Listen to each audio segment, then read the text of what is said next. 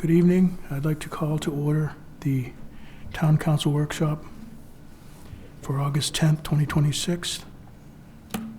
Do we have a planning and community and executive community? Do we have a report?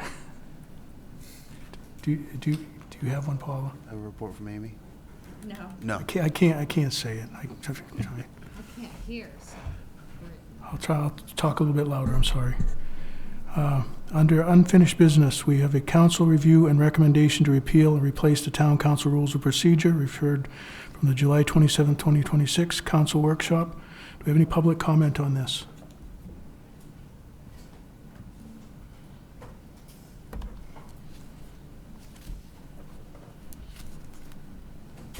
Mr. Vice Chair, for the purposes of making sure that we get the appropriate comments in, if you could refer to the line number in the document, if that's possible. Do you have the? Fine, because I didn't write them all down, but I have the information pretty specific in here anyway. Okay, that was kind of the reason we put the line numbers in to, yeah. So, okay, thank you. Thank you, Mr. Chair. We'll find these, all right. Linda Valcourt, Hamden resident. Under Article 3, Section 3.1, under letter D, they have public comment. Number 3, regarding comments being limited to 3 minutes. Can this be changed to 5 minutes? I know that we have talked in the past about 3, and if that's the case, could that also be changed under new business, letter G, same section for comments regarding new business? That was consideration.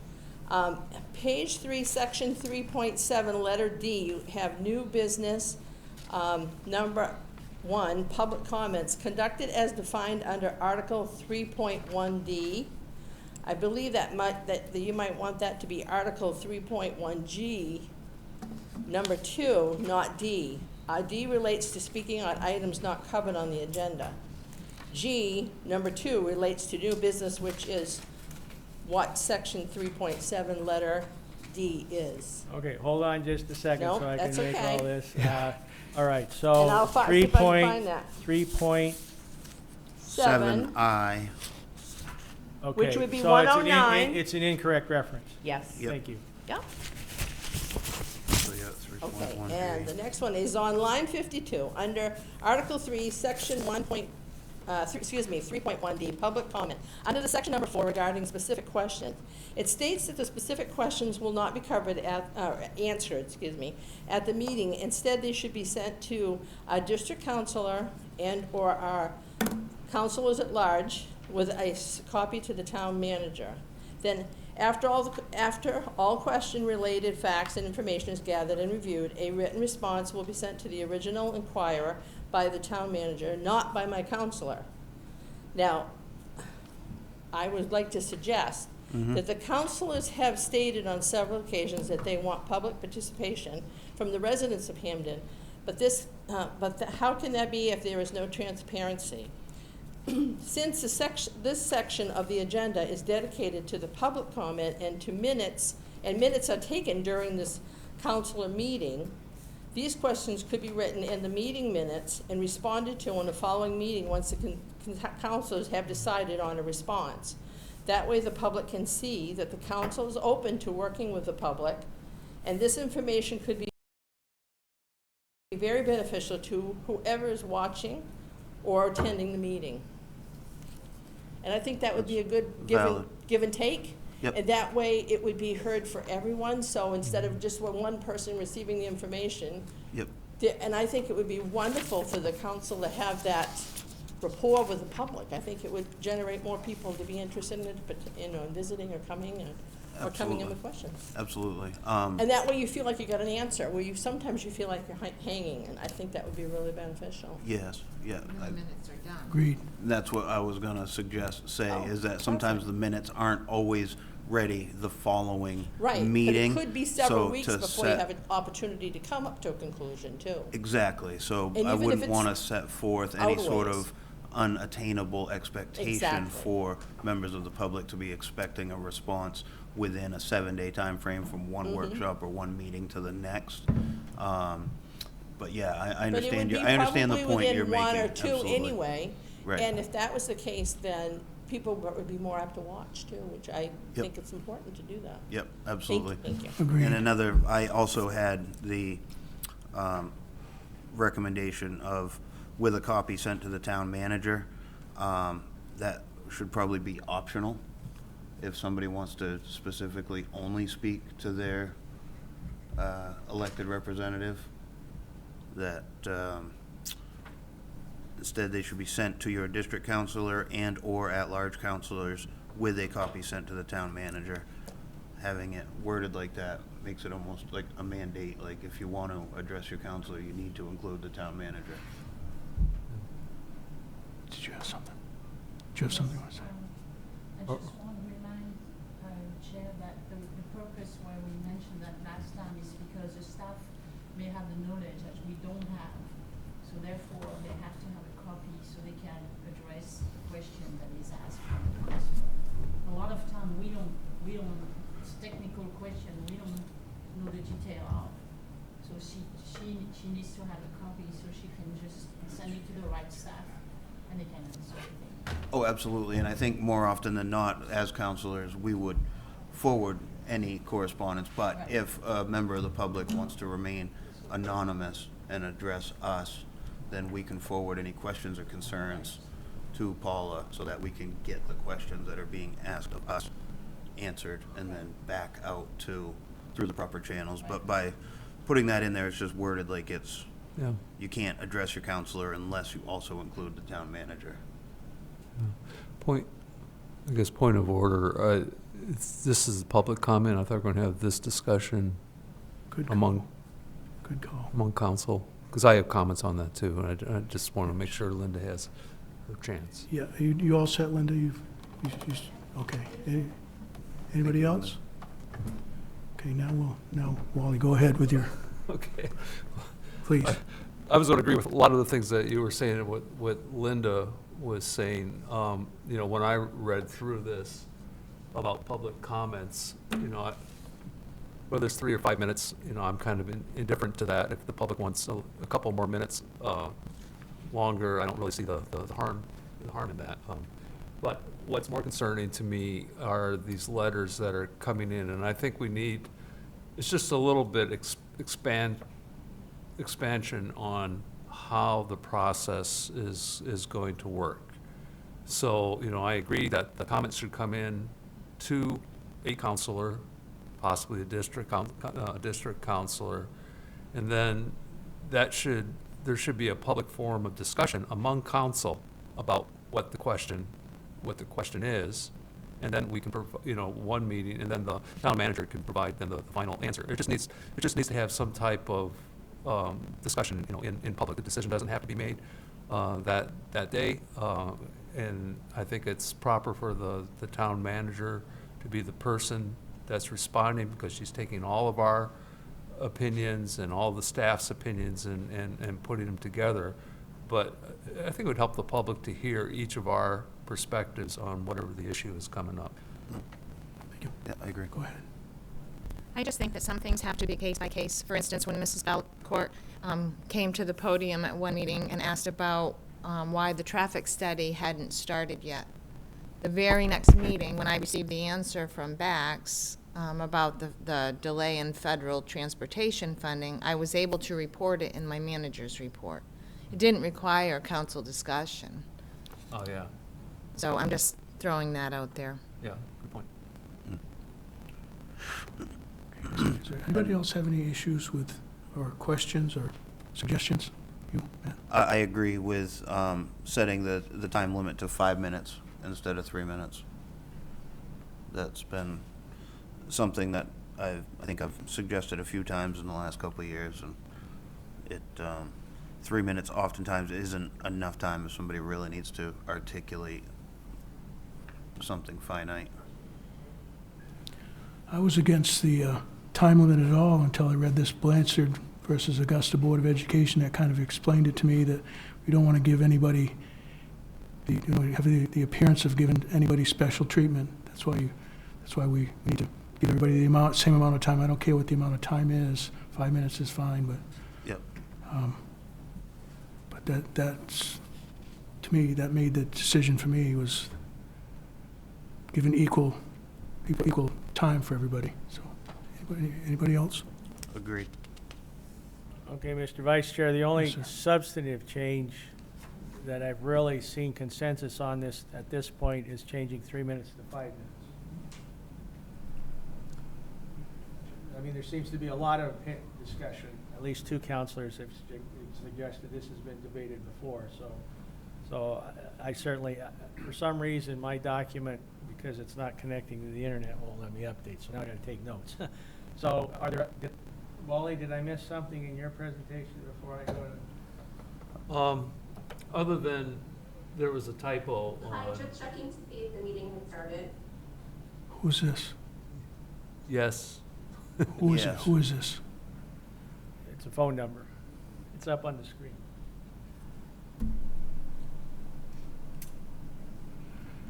can you hear us? This is an eye test. Yeah. Okay, so something that I saw in here was in the amended thing was, and I apologize for talking so quietly. I'll try and speak a little bit louder. Calling on people to vote not in the same order every time. I don't have it right in front of me, but couldn't we fix that by doing all in favor and all opposed like we used to do? We could do that, but if you'll remember, that was changed at I the do. state level as a result of COVID. And since we have to transmit out to the public, and all in favor, all opposed, the public cannot Okay, gotcha. necessarily determine what counselors are voting which way, they only see the final result. So at that particular case, because of COVID, there was a recommendation from the state that in fact it has to be a roll call vote. The problem with the way we do the roll call vote is it always puts one counselor in the hot seat and Gotcha. drives it. And I think the suggestion that was made by Dennis is to go to a random roll call vote called by the clerk. So she'll essentially have a roll call in front of her, then she randomizes and, go Counselor Darby, Counselor Coverly, and then announce the results to the chair, who will then announce the final results and the outcome of the motion. Yeah. So I do think, I don't think it'll add much to it. It will go faster if we can do that, but quite frankly, I think as long as we go out to remote to the public, I don't think we have the opportunity to do I it was simply- all in favor, all opposed. I was simply trying to avoid that, having the same person. Right. Yeah, that was Dennis's suggestion of going to random one. So the clerk will actually ask each counselor for the vote. Perfect, thank you, go ahead. I didn't get to finish my statement before. There's just a simple, on line 55, you have, should be provided, and it's proved. Yeah, I had that too. Yeah. But other than that, I mean, my comments were just, just that we'd have some type of forum to discuss the more weighty matters. Yep. So everybody can hear our opinions rather than just a letter coming from the town manager for transparency. Okay, I don't think these rules of procedure preclude discussion on anything that's brought up by the public. What this does is try to come up with a mechanism on how we're going to handle specific questions. We've always felt that it's not appropriate to try to answer questions at the moment that the public asks them from the podium. And so if something comes up, particularly if we're asking for their opinion, I don't see these rules of procedure as precluding that. I think it's targeting the specific questions that they may bring up from time to time that won't answer. Now, you suggested some formats for how that might be handled differently, as Paul has pointed out, there's different levels of response time. But this is a structured format and to make sure that we have a mechanism to answer their questions.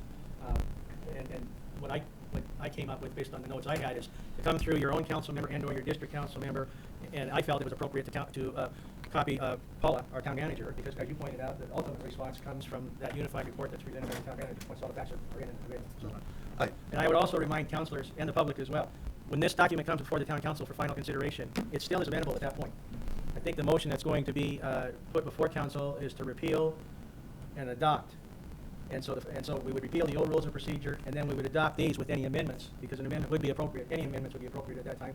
And it may be so overwhelming that we might end up tabling it for another meeting to get everything included that needs to be included. But I tried to be as comprehensive as I could in putting what was presented to me in the document. So, thank you. Two things then. First one is this, line 53 here, with a copy sent to the town manager. It's worded in a way where it's giving the public direction on how to address their counselors. Understanding what you just said as an intention, but that could, the general public that might not have a thorough understanding that they can, and they're allowed to address their counselors and encouraged to address their counselors, is worded in a way that it's putting a duty on members of the public to also copy in the town manager with any correspondence that they want to have with their counselor. I think you might be overreading that. I might suggest that this is, as I understand it, this is for people that are coming up and speaking, and they raise, and they raise a Yeah. question, and they would like an answer to their question that they raised at the podium, and that would be given to their counselor, and then that, not just somebody having a question. Yeah, no, I get that, and I understand that, and we all understand that, but the way it's worded with instead, they should be sent to your district counselor. So if somebody goes to our website to say, how do I get a message to my counselor, and they do do a keyword search or something and find this, oh, the only way I can email my counselor is if I also include the town manager. So that's the way it's worded right now, and to some people who may not have the intimate knowledge as the counselor seated before you, it may impose that feeling on members of the public. So I want to just be cautious of that by putting some sort of a mandate in there that the only way to contact a counselor is to also copy in the town manager. And the second thing I wanted to ask was, why would we do a repeal and replace instead of an amend? And what would that do with the posterity of this current set of rules and procedure? Is that still going to be available for public review later on? Or is it going to wipe it out? Mr. Vice Chair, does this council wish to go through the dynamic process of trying to amend significant amendments to the old document? If that's the direction council wants to take, I'm certainly willing to try to shepherd that. But I got to tell you right now, that's going to be an arduous, drawn-out, extended process, particularly with all I get from council members, for the most part, is suggestions and not written comments that I can include. And so, it was my suggestion, based on my inquiry to our town manager, is repeal and replace a valid mechanism to handle these kinds of changes, and her review said it was, and so it's only my recommendation. This is not a requirement, it's my recommendation that we do repeal and replace. I don't know what the difference is. I don't either, that's why I'm asking. So the repeal and replace process is used often when it is a large document or a document with many changes. Instead of going through and having such a redlined version that it makes it confusing to read. We did it when we repealed, well, the flow control ordinance is going to be a repeal. No, that's going to be an amendment. But we did it when we did the personnel ordinance. It was a complete repeal of the old one, and all of the new changes were just voted in as a replacement, because that's the most streamlined way to do it. So there's nothing nefarious, there's nothing, you know, it's all of the formatting is pretty much the same. I think Eric has it in both formats, the line numbers, so that everyone can see it easily, and then refer it back to an article by article format. Yes. So it's nothing uncommon. It's going to be up to the council whether or not you find issue with it, I guess. Yeah, no, and I don't have issue, I was just wondering the why behind it, that's all. It was just, We have at least another week to think about what we want to do, too. oh, absolutely, yeah. At least another week. Yep. So I don't see what the difference is. I mean, it's the same format, it's just got some things changed in it. What may be confusing to a little bit here is the fact that it still is changes are indicated in red. If we go back to our town manager's approach, the replacement document could be entirely in black with line numbers to facilitate comments and editorial changes, and then council receives that, as does, and reviewed by the public, as though it were essentially a brand new document. This particular format, I tried to show consistencies between the current procedures and the ones that are being proposed in red, and that may be somewhat confusing because it does, and that is analogous to what we are trying to do to amend the old document. I am of the belief that repeal and replace is the avenue we want to take, but I'm most certainly open to how council wants to handle it. Yeah. No, it seems to make sense when it comes to time to do the vote, but as far as working through and comparing and contrasting the current working model that you've so diligently, and I got to commend you on and thank you, express my appreciation for the amount of work that you've put into this to give us a red line version so that we can be transparent to the public before we go to a repeal and replace vote of a black letter version. I am very appreciative of that. And that's all. I just wanted to, for the sake of posterity and historical record, have the previous, the working model, and then the one we vote on, so that if anybody ever wanted to go back and look, they could see the three. So you're talking about in the packet? No, not necessarily in the packet, just. We don't just save. no. I mean, we have in the computer previous versions, but we're not required to save these for people to compare. We have this. Right.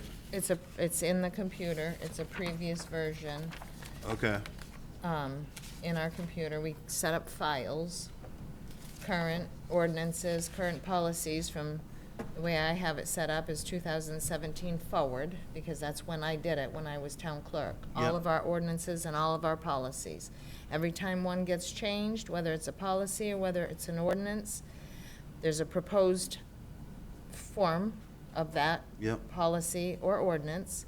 It's brought to the council, you guys vote, When it's, goes to a public hearing, if it's an ordinance, or comes to a meeting, if it's a policy, and you guys vote to approve it, that is the new document. The new document. The other one gets put into the folder, the computer file that says previous versions. Okay. And we have several previous versions. Okay, good, yep. We all should have one of these books too, if you Right. want to Yeah. refer to the previous versions yourself. Right. Yep, exactly. But if a member of the public wanted to come in and see the rules of procedure that were in effect in the year 2020 and 2021, are those available somewhere as a public record in that file that you're speaking of? If it got put in there, it's, once it's replaced, it's typically not, these are your rules, but they're not anything that needs to survive into posterity. Okay, Rules are something that can be changed. The charter talks about council making its own rules. I mean, we can, real estate is of an essence here in this building. We Yep. don't need any more paper files of things that are not Absolutely not. necessary to save. yeah, absolutely not. So, I've never had anybody asked to come in and read the rules of procedure that were in effect in 2021. Yep, okay, I mean, I'm not saying it wouldn't happen, but, and I'm guessing that they're in there. If I had a version when I was doing it in 2021, I would have slid it into the previous version folder if I had it. great. Anything else? Question. Anybody have anything to conclude this? Eric, did you have anything you wanted to say before we're done? Unless there's other comments from council, I think we may be in a position to address this at the next council meeting. Are there still other, I'm looking, At me or at Matt? are there more, I guess, are there more councilor comments? Clearly there are. Yes. Okay, Well, that's what I asked. that's Yep. what you asked, okay. Did you have something, did anybody have anything they want to say tonight, right now? Yes.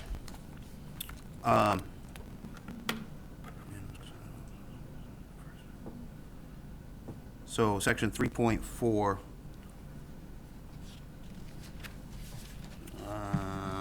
I guess line 95, will be considered a first reading. What was the legal opinion that was pending for lines 94 and 95? It was my interpretation from the information we received from our town manager that items that are a discussion, a workshop, are analogous to a first reading. However, I will also point out that legal also said that any time a new business item is proposed, even if it is a first reading, by vote of council, the rules can be suspended to still act on it at that meeting. And the rules also allow for, under exceptional circumstances, for time sensitive, that it's automatically considered. Yes. Yeah. Yep.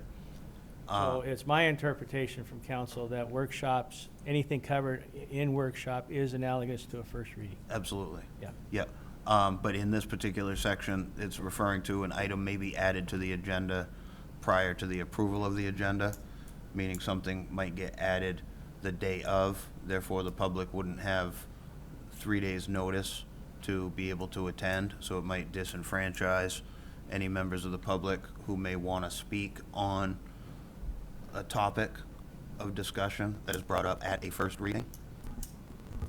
So if it's going to qualify as a first reading, and then the second reading would be a vote of action, members of the public may only have one opportunity to attend a meeting instead of the two that we should be granting them. What's that? I just don't know that, I think if you limit yourselves too much, you're gonna put staff at disadvantages.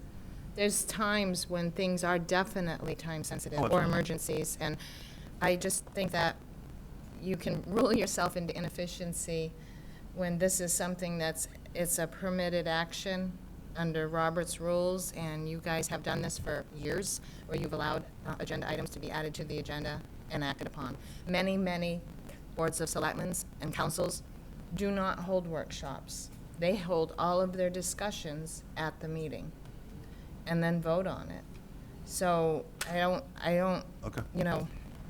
I feel like I don't want you to tie our hands around our backs because you're so strict on these rules that you're not going to allow for time-sensitive things to take place or emergency things to take place. That's what I'm afraid of. And I had a staff meeting today with my department heads, and There are some concerns with that from other, staff members because things do come up. Yeah, no, anything that's time sensitive, no, I wouldn't want to tie anybody's hands on anything like that. I just want to make sure that think- members of the public have, I think that's addressed elsewhere in here too, Yes. under emergency meetings and special meetings. And it is. did you have something to say? No, that's okay. Section 5.5, line 181 through 186.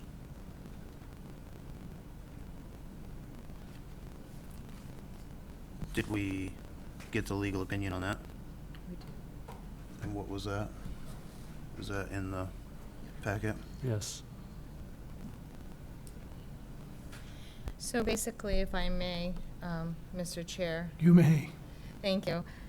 Basically, the legal opinion on this is whether it's 3 minutes or 5 minutes, I think the council is going to settle on the 5 minutes, that we cannot stop people if they're standing at the podium and they're calling you names, or if they're using foul language that someone might find offensive. We cannot shut their comments down just based on that type of behavior or language.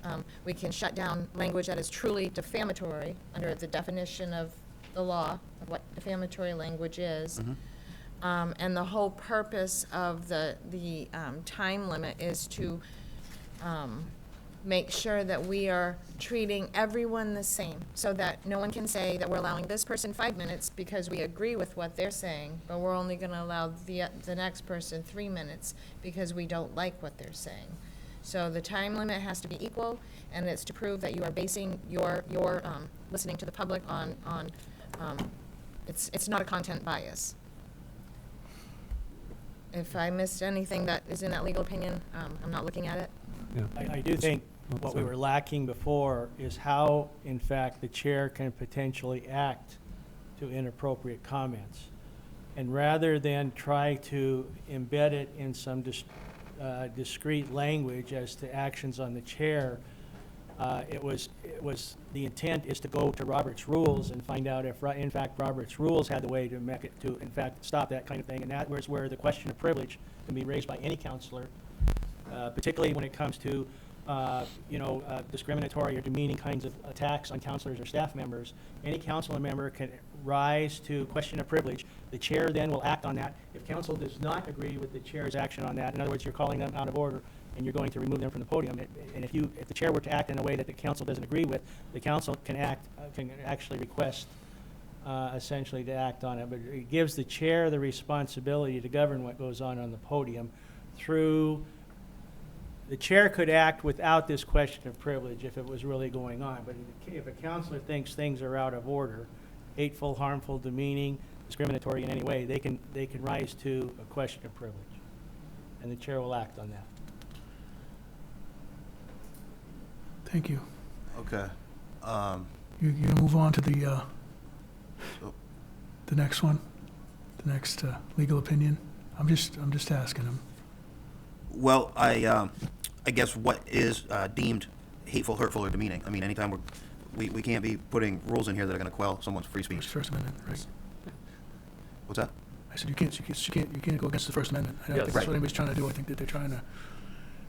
I would Mr. certainly entertain any amendments to this, either before we consider it or at the time if you have language that you would like to. I will stand by the language that's in Mr. there based on legal opinion.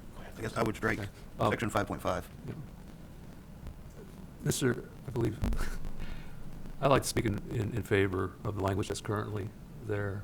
I certainly recognize First Amendment rights to speak, but it's been pointed out many times, your First Amendment right to speak doesn't give you the privilege of yelling fire in a crowded theater. And I think this is very similar to that. We have rules of decorum, and it's going to be up to the chairman to decide, whether that decorum has been broken. And I think rather than just using one word to describe what that decorum is, to say something is deemed hateful, hurtful, or demeaning, or misogynistic,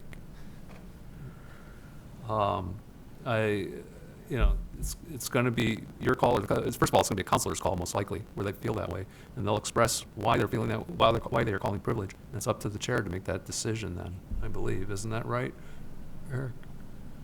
Yes, a body is allowed to instill or enforce neutral objective time limits, which we've already addressed, and even rules against defamation.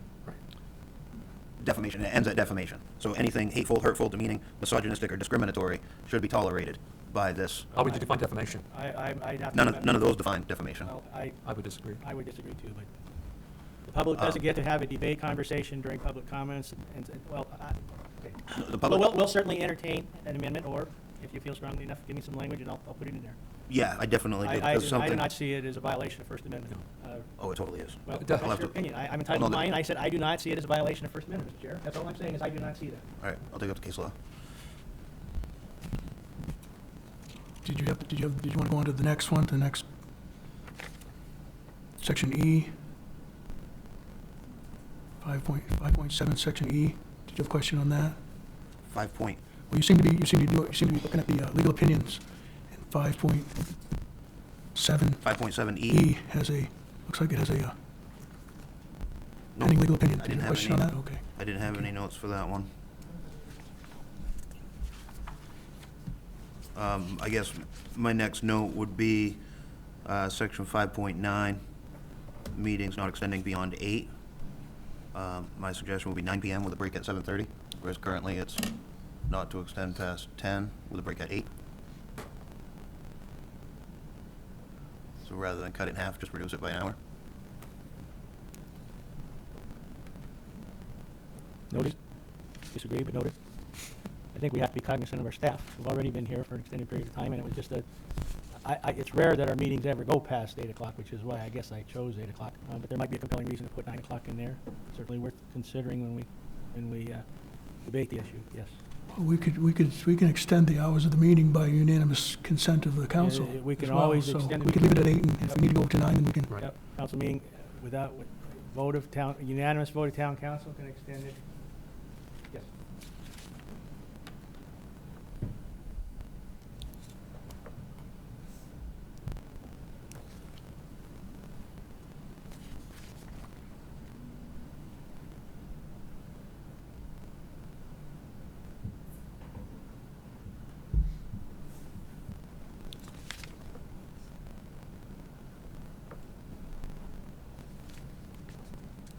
Good? Good? Everybody's good?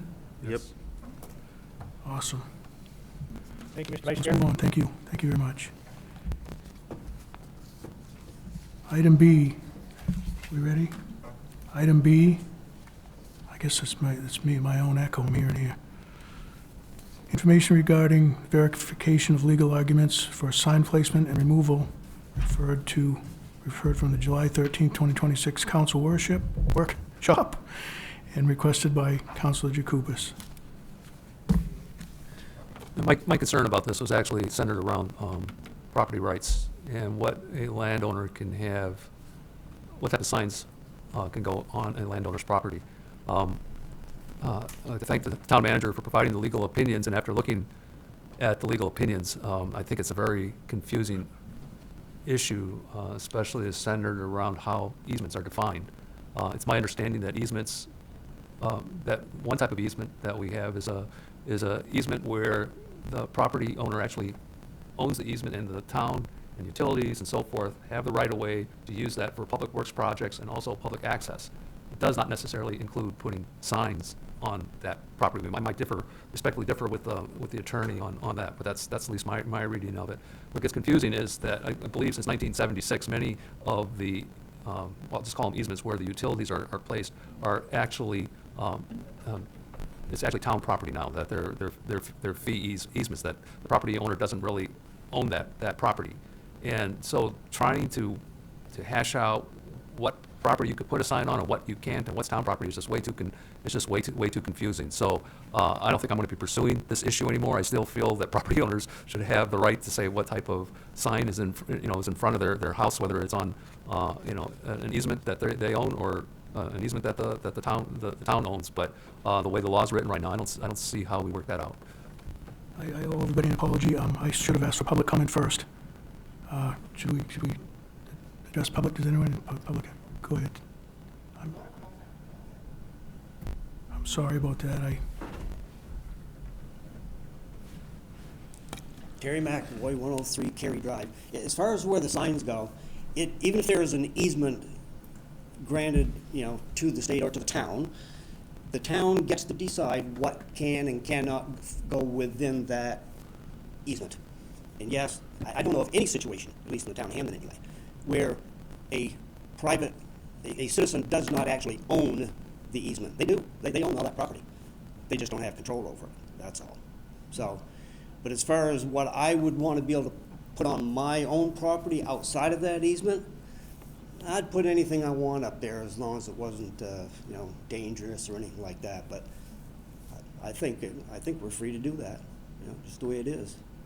And as far as someone objecting to the content of a sign that's placed within the easement, as long as it's there legally, you're gonna have to put on your big pants, big boy pants, and just deal with that, because that's the way it is.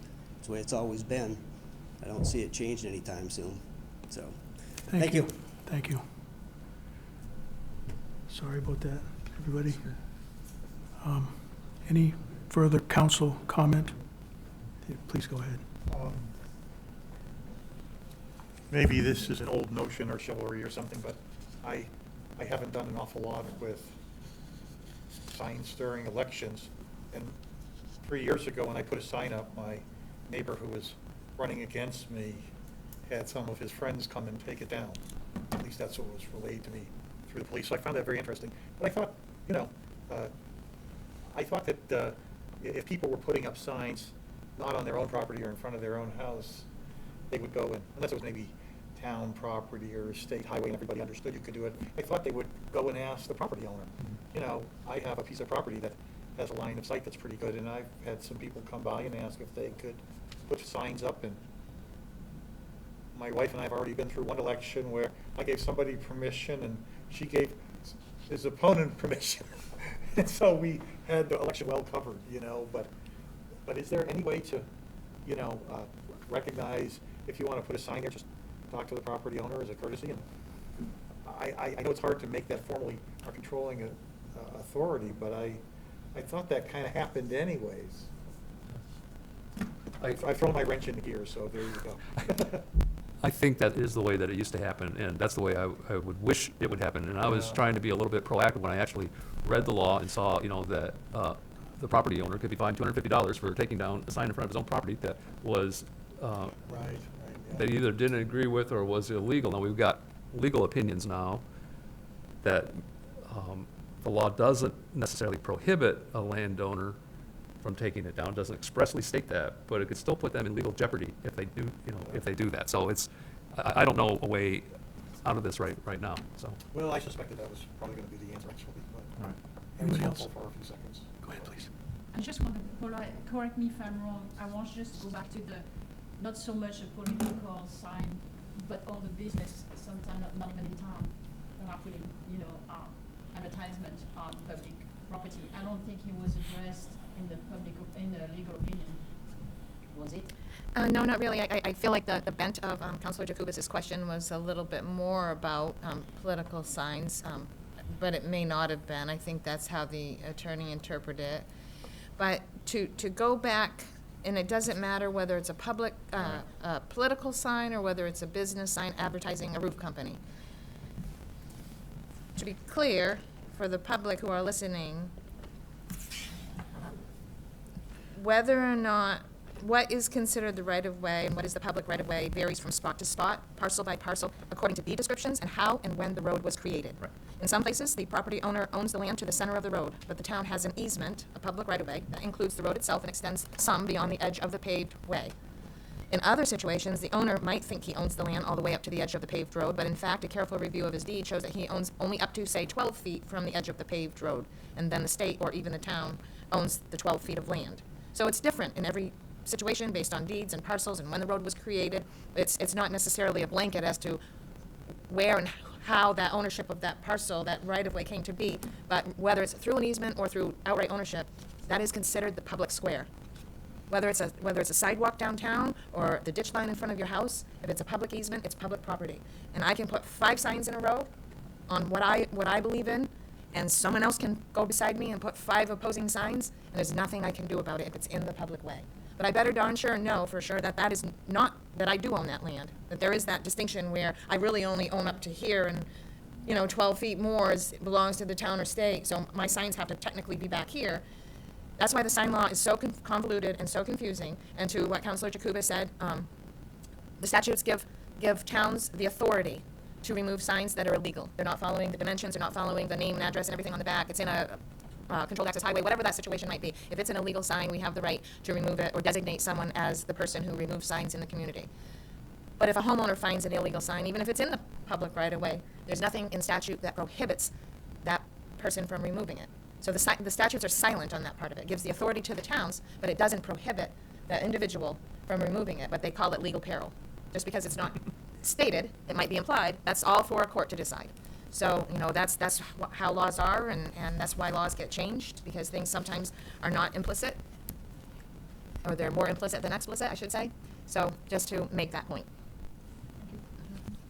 Ms. Vice Chair, the issue of where signs can be placed and those kinds of things clearly is vague and confusing in the best of circumstances. I do think, however, the statute is very clear on one point in specific, and that's how long a sign can be up in every 6-month period. And I truly believe that was probably the impetus for this original discussion, actually, is how long the signs are staying up. And yet, as I recall, that is very well defined in statute as 6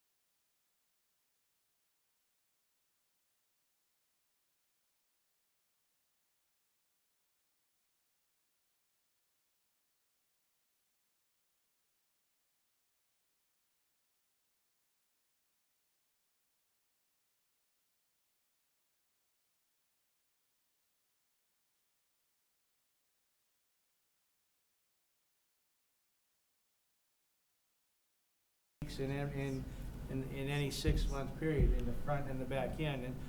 And so ultimately, maybe there is something we can do to enforce that part of the statute. It still may not be easy, but that's very clear, that timeline to me. And that addresses public property, that doesn't address private property. I don't see where Sargent has any recourse as far, or they do.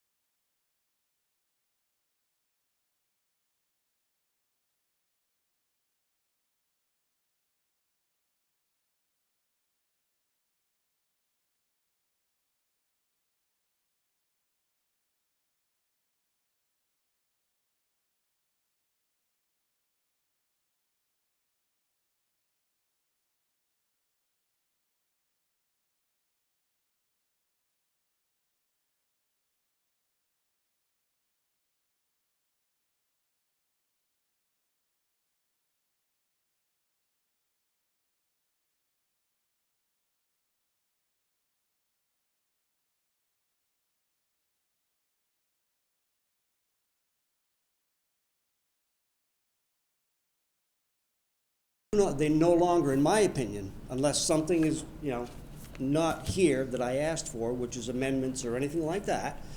I've seen no evidence of extensions or discussions of extensions or anything like that. So they no longer have the right to sell these lots out there. So I don't know about the most recent lot that was out there. Was that sold through Sargent? I don't remember the number. It's right out there in the 30s or, right across from me. I think it might have been one of the lots that they were permitted to sell. I don't believe it was one of the town lots. Right. Well, no, I'm not saying that it, was it within that 10-year window? That's what I'm saying. Did it occur after that 10-year window had closed? And if it did, I want the money back. They had no right to it. It was, so, but even along, as far as, holding them to account, withhold the TIF money. Don't pay them anything. That's it. I just find it hard to believe that, a corporation or a business like Sargent's been around for a long time, and I always thought they had a good reputation, but if they are refusing to fix their own work, I guess I just have to develop a different opinion about these guys. So, Thank you. I just want to say thank you. yeah. So I don't know. I mean, I don't even know what questions to ask. I mean,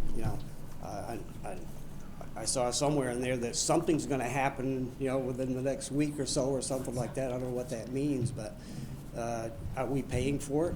Is the town going to be paying, going to have to pay for this?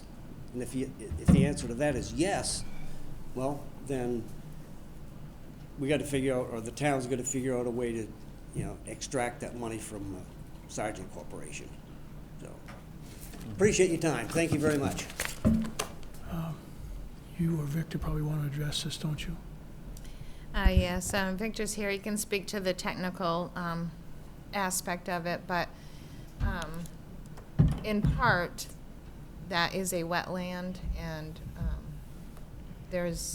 I'm not privy, this predates both Victor and I. I'm not exactly sure what happened in the construction portion of it, but there's a belief that the DEP would not allow a greater slope because they did not want to disturb the wetland there. Although we met with the engineer from Sargent Corporation, Victor, myself, and John at the site the other day, and Victor's been working on this for the last couple of years in between all the other capital projects that we have going on. The road was repaired in 2021, and I agree. I think the town agrees with Mr. McAvoy that Sargent is responsible to repair this. Where we're at right now is that we are appealing. We've included our environmental engineers who works on behalf of the town to make sure that to try to appeal to the DEP to allow us, or to allow Sargent, let me rephrase that, to allow Sargent to extend that slope out further into that wetland, and then to move that pole that keeps tipping over down further into the toe of the slope. So we are in the process of working through that, and I don't know if Victor needs to elaborate or wants to elaborate on anything further.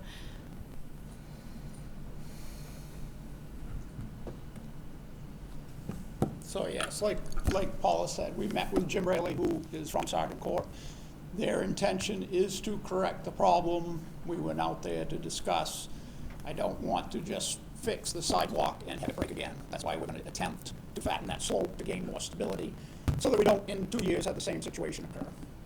So we're working on that, but at the very least, their intention is to fix the guardrail and the sidewalk before the end of paving season this year. It will be fixed, and hopefully we can get the DEP to agree.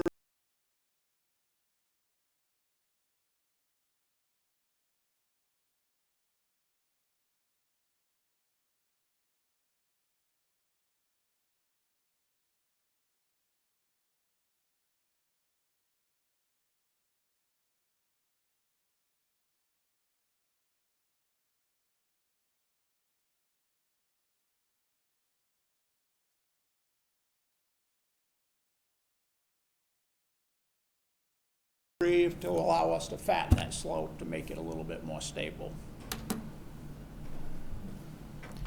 So that road that was built to the right standards at the time. That was. I'm not trying to put you on the spot. I'm just, the road is So built as the way it's near as supposed to I be can built. tell, the original design for the road was done by WBRC. It included a T-wall on both sides of the road, which would have supported the slope. When it was handed over to Sargent to construct it, they value engineered it to a steeper, to stay within the limits. Someone said, oh yeah, we can get away with a 1.5 to 1 slope. It's obvious that the 1.5 to 1 slope, maybe if it was just the road, but I think when you add the sidewalk and the extra elevation and the guardrail, it was just too much. And we're getting a little failure on half the sidewalk. The road and the sewer are fine.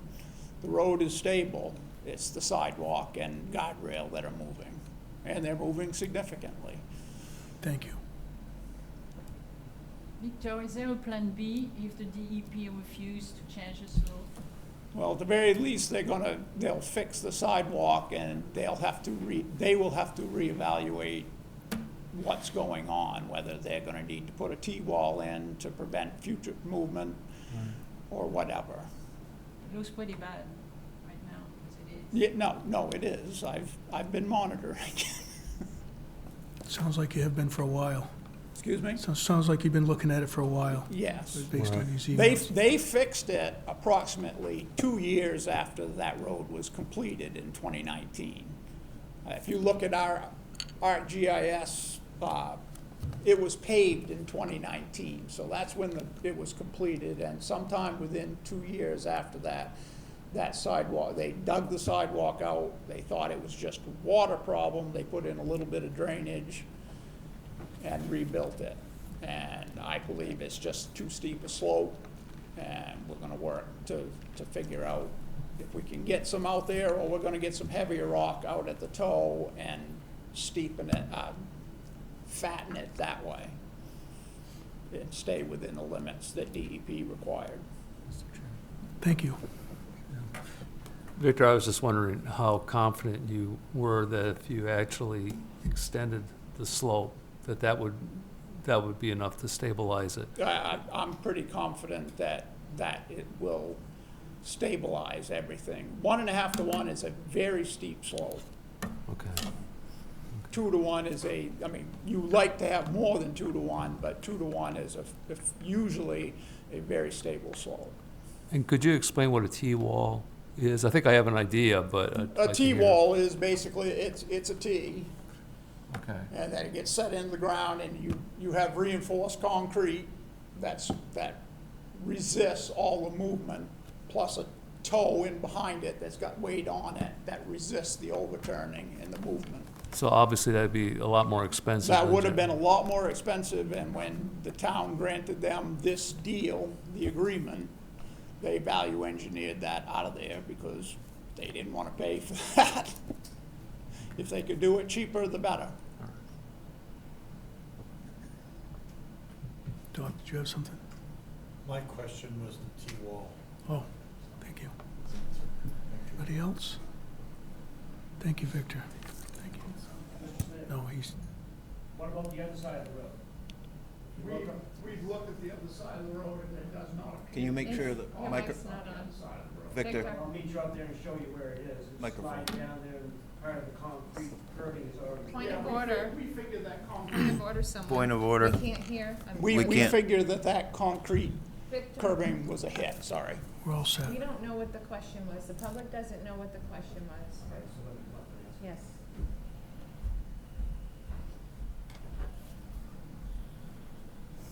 There's similar sort of deterioration on the opposite side of the road. A lot less, I grant it, it's a lot less, but it is still there, and it's still heading down the slope. So just because it's not evident today, doesn't mean it's not gonna be 5 years from now. Based upon what I've seen on the other side, it's heading in the same direction.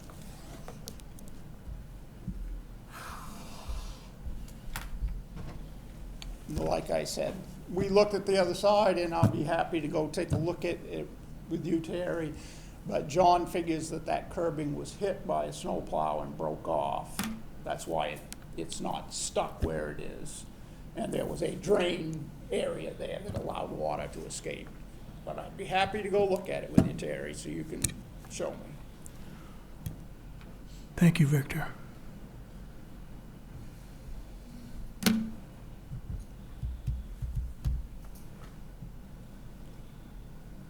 Okay, yes, item B under new business, legal opinion regarding counselor attendance and comment at planning board meetings, including the planning board decision process, information only, public comment.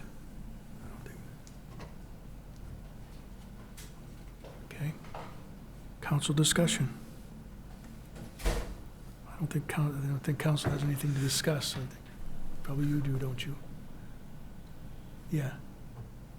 Who's going to give us this information? Basically, I had several questions from different counselors about the situation down on Summer Street where some of the residents are not pleased with the planning board's preliminary approval of a subdivision, 5 single-family dwellings. So I basically reached out to the attorney to make sure that the planning board is operating properly, to make sure that they're operating based upon the information that is given and what the process is, and that what the authority that the council may or may not have over the planning board, which isn't any, unless, you know, you only have sway like on an ordinance amendment or a map amendment. But you can't overturn a planning board's decision. If the planning board makes a decision and the residents in that neighborhood don't like it, the recourse would be to go to a Board of Appeals meeting. And then if the residents still don't like the answer that the Board of Appeals gives, their next step would be Superior Court. That is the process. With regard to counselors speaking at a planning board meeting, obviously it's permissible because you don't lose your right to take part in your local government just because you are an elected official. But it is highly, unless you are there speaking on behalf of the council, then you should identify yourself as a resident who is there in attendance to comment on whatever the issue is. That's it in a nutshell. So Go ahead, please. So I just kind of wanted to float an idea. You know, this is in my district, so you know I've looked into this, and you know I have a much better understanding now, I think, of the role of the planning board, you know, versus the council. I understand the separation lines better. But one thought that I had, you know, if it turns out that there is confusion over the ordinances and how they're being followed or whether they're being followed, I thought it might be helpful, at least give the residents a chance to express their opinion and so forth. If we either had like a public hearing or a meeting where this was on the agenda, where we could review some of those ordinances and see where the problems were. But again, this would only be after the process has kind of gone its course. I think that's assuming there is a problem.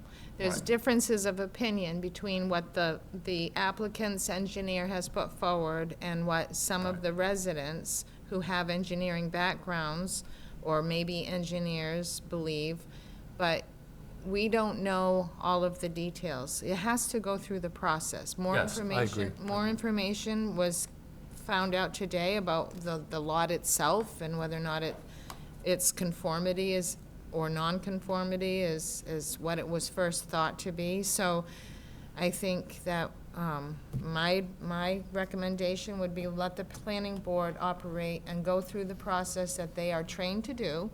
They're required to go to planning board training and Board of Appeals training, and they do it every year. And then if there's something that the residents are aggrieved about, then let them go through the process of a Board of Appeals. I want to especially draw everyone's attention to one of the comments that was made to me, because not only did I reach out to the town's attorney, I also reached out to MMA, that it's important to remember that the applicant has rights too, and not just the neighborhood, and that this happens often where citizens try to stop development when there has been a parcel that's remained raw land for years, and people might enjoy the view looking out their window, and they may access it, hike on it, nature walk on it, either with or without permission. Years later, that parcel is sold or a family member inherits it and then decides to develop it, and then it throws the neighborhood off because they're so used to that raw field out there. But the perception of what is fair and what is just are different, And residents cannot impose their will on private property if all of the criteria is met. So if the applicant has met all of the criteria under the ordinance and under the laws, the planning board has no reason and should not deny an application just based upon whether or not the residents in the neighborhood like it or not. Just to be clear, Paula, I agree with everything that you're saying, and I was only suggesting that after the process, we're still, the town council is still the body that sets the ordinances. And so if there's a problem or misunderstanding with the ordinances, that at that time, we could look at those ordinances again and possibly hear from the public and see what the issue is. That may not be the problem. I'm just saying that might be a final recourse where the council would get involved.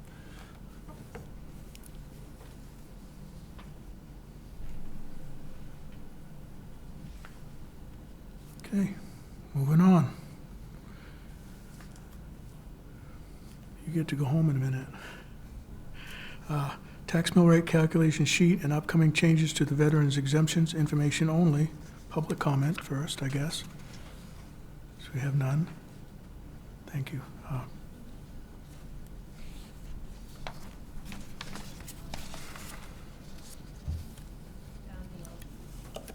Good evening, folks. My name's Rick Thibodeau, I'm your tax assessor. Well, we finally reached the end of the revaluation. And I want to thank you folks, Paula and her staff, and the school district for the hard work you guys put in and come up with a very conscientious budget.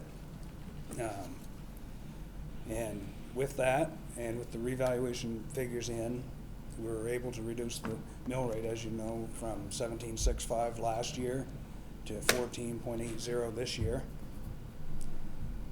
And I think with that balance, the ending result from the revaluation was kind of textbook. Some people's taxes went up, some people's taxes went down, and some stayed in the middle. That's what I've noticed so far with the accounts that I've reviewed. Do you folks have any questions?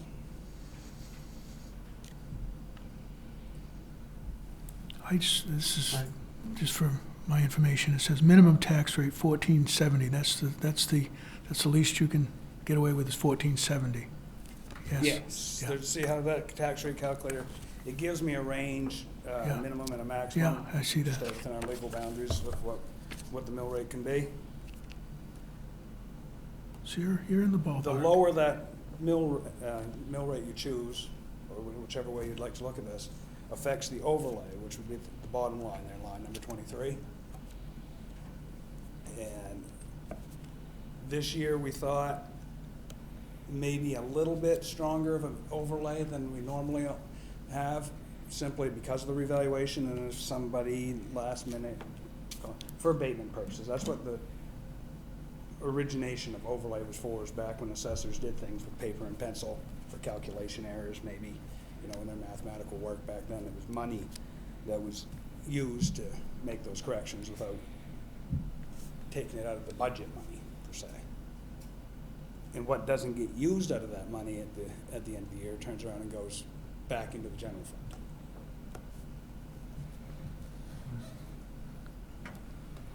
I know there was a lot of questions about the revaluation, and that the company that did this was going to try to get back to people. I know you had conversations also.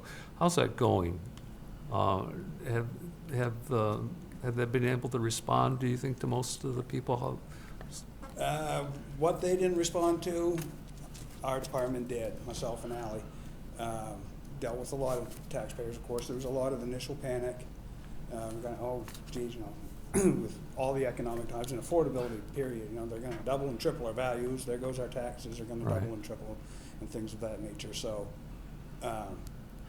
but I do believe the reval company and MCG did have an influx of a lot of calls, as our office did, and visitors.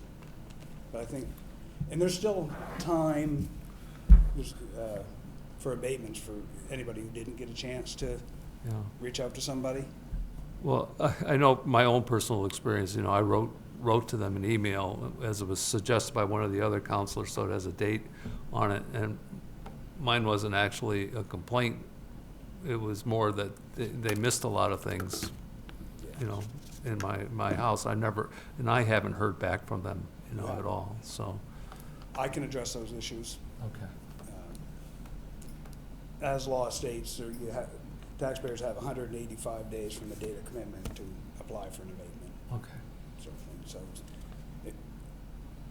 Mark. Yes, ma'am.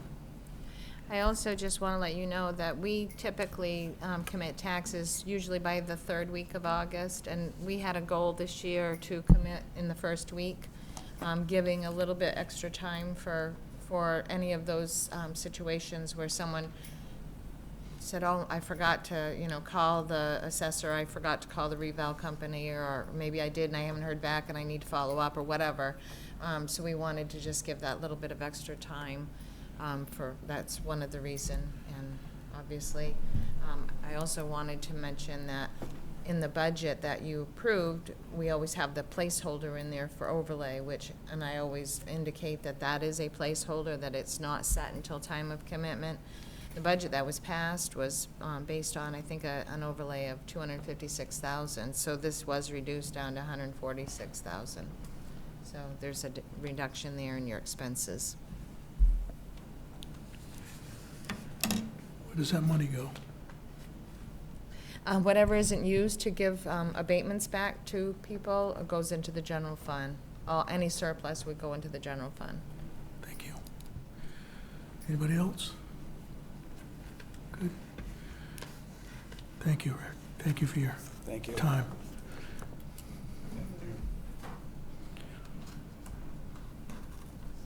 Okay, so item D, council discussion to permit the Public Works Director to waive WAVE, the bid process, and single-source electrical upgrades needed for new compactors at the transfer station by working directly with the Hamden Electrical, requested by John Clements, the Public Works Director.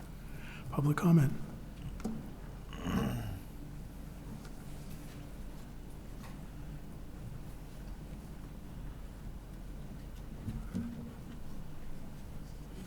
Linda Valancourt, Hamden.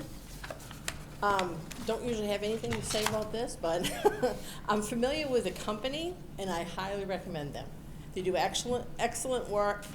They're very responsible. They follow up. If there's any issues, they come back and they take care of it. So I just wanted to give them a good plug. Thank you. Good, thank you. Council discussion. It is. Very nice. It's kind of nice to listen to that, Yeah, you don't get that all the time. Not all the time. I guess I'm going to put my 2 cents worth in right first. I don't believe that there ever should be a no-bid process. It's nothing personal. This goes to the same for the library. And I don't, that's all I have to say on it. Anybody else, feel free. Go ahead. Mr. Vice Chair, I know a no-bid process is controversial in the best of times, and I think there are challenges, but I personally also think there are times when a no-bid process is very appropriate. I would suggest that, in fact, this is something that can come before council at our next meeting, given the timeliness, or given the time-sensitive nature of this. And if councilors feel strongly enough, exercise their vote to, in fact, say that they're not in favor of this. But I think it is worth consideration at our next full council meeting. Thank you. Yeah. Thank you. Yeah, I guess I would also speak in support of foregoing the bidding process here. I've been in this situation, before, where you have long-standing contractors that you really like to work with and so forth. And in my experience, you just try to write up the proposal to really emphasize the benefits from that particular contractor that no one else can provide. And sometimes timeliness is one of those factors. And I'm not quite sure, what the process the bid process that the town has, but this, it just feels very familiar with me, and I would not oppose that. Yeah, I too would rise in support of awarding this estimate, this quote, to Hamden Electrical.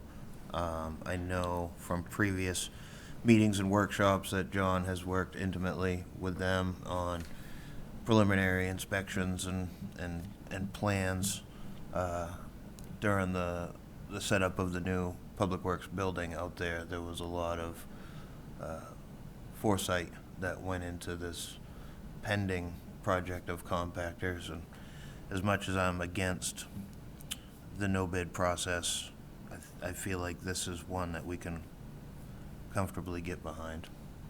So I will be in support of this one as well.